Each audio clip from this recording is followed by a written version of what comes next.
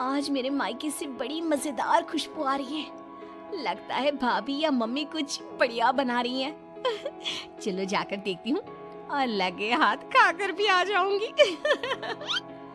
मायरा घर से बाहर निकलने ही वाली होती है कि पीछे से उसकी सास आ जाती है। ओ मैडम, कहाँ निकली आपकी सवारी हैं? माँ जी, दरअसल वो ना आज मायके में भाभी को थोड़ा सा पेट दर्द हो गया है। बस वही तो एक अच्छी ननद होने का फर्ज निभाते हुए उनका हाल चाल पूछने जा रही हूँ मैं। कोई जरूरत नहीं है। रोज तेरे मायके में किसी न किसी की तबीयत खराब हो ही जाती है और रोज तू फुदक के चली जाती है। हमारी ही अकल पर पत्थर पड़े थे जो पड़ोस की लड़की को ही बहू बना लिया। अब आपका मायका 100 किलोमीटर दूर है, उसमें मेरा क्या कसूर? आपका खाना बना दिया है, आटा भी गूंद दिया है, गर्मा गर्म फुल्की बनाकर खा लेना ना आप। ये है मयूरा, जिसका मायका और ससुराल दोनों भी आस पड़ोस में 2 मिनट की दूरी पर है, जिसका पूरा पूरा फायदा उठाते हुए मयूरा हर दिन मायके के चक्कर लगाती रहती है। हेलो मम्मी, हाय भाभी, क्या बात है? आज तो बड़े ही शाही और लजीज पकवान बने जा रहे हैं। कोई दावत शावत है क्या आज हमारे घर पर? खुशबू आई नहीं कि चली आ गई महारानी चींटियों की तरह सूंघती हुई। अरे बेटा, तेरे भाई का प्रमोशन हो गया है, इसी खुशी में उसके मनपसंद पकवान बना रहे हैं। बस आ जाती तू भी, दामाद जी और समधी समदन जी को भी न्योता दे दे। पर मम्मी जी, हमें थोड़ी ना पता था कि ये सब आएंगे। मैंने तो वैसे भी खाना कम ही बनाया है। क्या भाभी, अब आपको ये तो पता है कि मेरा ससुराल पड़ोस में ही है, और आपको तो मैंने कह कर रखा है ना कि मेरे 2 एक्स्ट्रा फुलके सेक कर रख दिया करो। मुझे मम्मी के हाथ की बनी सब्जियां कितनी पसंद है। वही बड़ी महारानी। ऐसे ही मयूरा आधा दिन अपने ससुराल में और आधा दिन अपने मायके में गुजारती रहती। एक दिन सुबह नाश्ते के दौरान मयूरा के ससुर धनराज और पति श्लोक। अरे मयूरा, ये क्या? ये पराठा तो आधा कच्चा है और मेरा पराठा तो कुछ ज्यादा ही एक्स्ट्रा पक गया, जो जल गया है। कोयले से भी काला हो गया। ये तो होगा भी क्यों नहीं। ये करम जली सुबह सारा काम ऐसे ही फटाफट गड़बड़ी में जैसे तैसे निपटा कर अपने मायके भाग जाती है। इससे क्या फर्क पड़ता है? सास को अगर चक्कर आ गए दिन दहाड़े, तब कौन आएगा बचाने? ओ कम ऑन माँ जी, चक्कर, और वो भी आपको?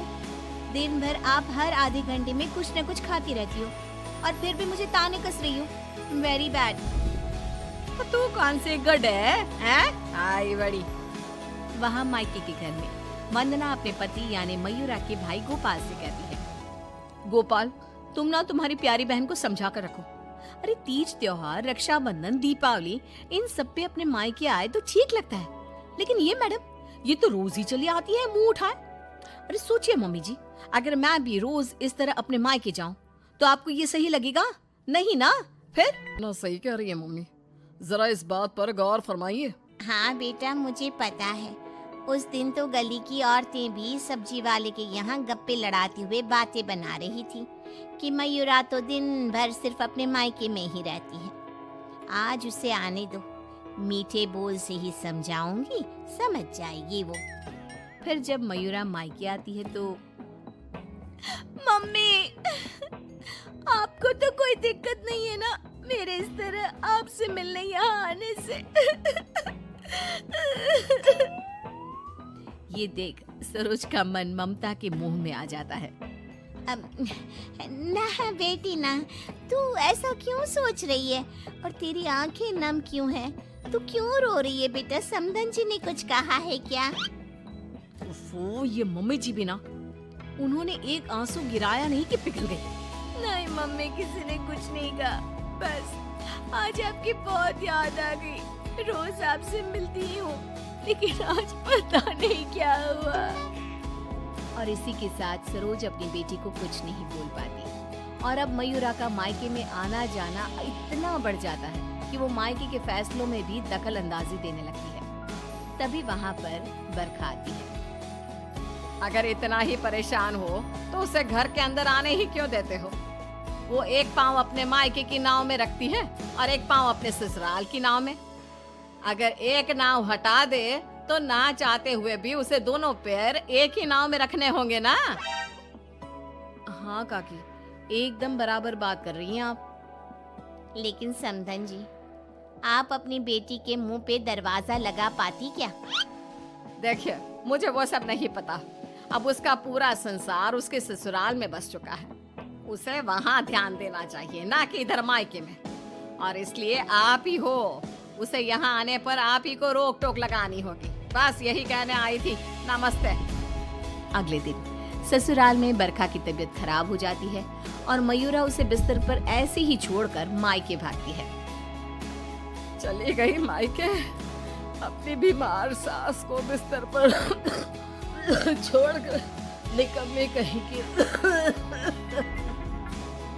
रात में जब धनराज और श्लोक दफ्तर से घर लौटते हैं, तब वो देखते हैं कि मयूरा घर पर नहीं है और बरखा अपने कमरे में बुखार से तप रही है। और तो और घर में कुछ खाना तक नहीं बनाया है। आज तो हद ही कर दी मयूरा बहू ने। अरे काम काज का नहीं, लेकिन कम से कम अपनी सास की तबीयत का तो लिहाज रख लिया होता। कोई फिक्र, कोई चिंता नहीं। आप ही ने तो चुनी थी ना ये बहू। कुछ देर बाद मयूरा अपने ससुराल वापस आती है। मयूरा, घड़ी देखी तुमने? हाँ, घड़ी में 2 सुइयां एक साथ कितनी प्यारी लगती है ना। बिल्कुल आपकी और मेरी जोड़ी की तरह। मैं मजाक के मूड में बिल्कुल नहीं हूँ मयूरा। तुम्हारा ये मायके से ससुराल, ससुराल से मायके घूमने का तमाशा बहुत हो गया।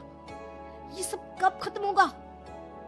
तुम्हें अंदाजा भी है, माँ अंदर 103 बुखार से तप रही है और तुम सुबह से अपने मायके में हो। बहू, अच्छा होगा कि तुम मायके जाना कम कर दो, वरना कहीं ऐसा ना हो कि एक दिन दोनों तरफ की रिश्तों की डोर टूट जाए और तुम बीच में ही लटकी रह जाओ। जी पापा जी, आप टेंशन मत लो। मैं मायके जाना तो नहीं छोड़ सकती, लेकिन मैं अपना बहु धर्म अब अच्छे से निभाऊंगी। मैं रोज माँ जी का एकदम हल्की नाजुक पत्ते की तरह ख्याल रखूंगी और आप लोगों को शिकायत का मौका भी नहीं दूंगी। पर मयूरा तो आखिर मयूरा है, इतनी जल्दी कैसे उसे किसी की बात समझ में आ जाती? ये तो उसके डिक्शनरी में था ही नहीं। पहले वो बिना कोई काम किए मायके चली जाती थी और अब कभी कुकर को गैस पर रखकर तो कभी कपड़ों को आधे में धोता छोड़कर मायके चली जाती। उसकी इन हरकतों से ससुराल और मायके वालों को तो पहले से ही परेशानी थी। अब तो आस-पास की औरतों के लिए भी मयूरा अच्छी खासी शाम की चाय की गॉसिप बन गई थी। अरे वो सरोज बहन की बिटिया मयूरा, कभी इस डाली तो कभी उस डाली खुदकती रहती है। मुझे तो दिन भर अपनी खिड़की से उसका ये सर्कस देखने में बहुत मजा आता है। अरे मैंने तो सुना है उसकी भाभी वंदना अपनी ननद को एक आंख पसंद नहीं करती। दरअसल मेरी बहू काजल और वंदना ना सहेलियां हैं, इसीलिए पता चला। पर मानना पड़ेगा सरोज को, बहुत अच्छे गुण दिए हैं उसने अपनी बेटी को। तभी वहाँ से गुजर रही सरोज सभी औरतों की बातों को कान लगाकर सुन लेती है और रुककर उन्हें चिल्लाते हुए कहती है, क्यों रे कलम हुईओ, तुम लोगों को क्या अपनी घर गृहस्थी नहीं है जो रोज शाम को हमारी गृहस्थी की चर्चा लेकर बैठ जाती हो? हैं? बेवकूफ औरतें, पहले खुद के घर में ठीक से देख लो, फिर दूसरे के घरों में झांको। क्यों सल्ला बहन, आपका बेटा तो रोज रात को नशे में धुत लुढ़कता हुआ घर वापस आता है ना? हमने कभी कुछ बोला? और जानकी बहन, आपकी बेटी का इस महीने का 5वां बॉयफ्रेंड उसे रोज गली के कोने पर छोड़ने आता है, लेकिन हमने तो कोई बात नहीं बनाई। इतना बोलकर सरोज वहाँ से चली जाती है, लेकिन अब पानी सर के ऊपर जा चुका था और थक हार कर परेशान होकर दोनों परिवार वाले आपस में एक साथ मिलकर मयूरा के बारे में बात करते हैं। श्लोक, हमने बहुत बार कोशिश की कि हम मयूरा को रोके मायके आने से, लेकिन वो इतनी ढीठ है कि हमारी बातों को कान के पीछे ही डाले जा रही है। अब पता नहीं वो ये सब जानबूझकर कर रही है या फिर सच में। समधन जी, समझे जी, अब जो भी हल निकालना है आप ही निकाल सकते हैं। दामाद जी कुछ तो कीजिए। कुछ तो आपको करना चाहिए था सरोज जी। अरे बरखा, जैसे हम बहू को रस्सी से बांध कर नहीं रख सकते, वैसे ही एक माँ होने के नाते सरोज जी भी मयूरा को मायके में प्रवेश करने से नहीं रोक सकती।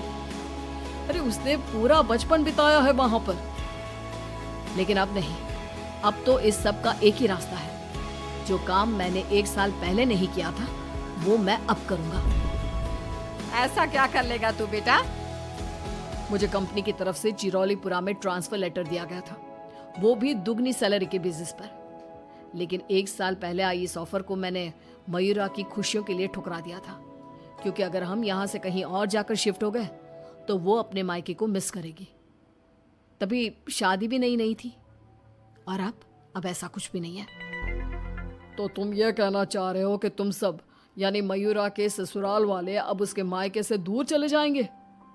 जी हाँ, मैं इस ऑफर को अभी भी एक्सेप्ट कर सकता हूँ और फिर हम सब यहाँ से चले जाएंगे।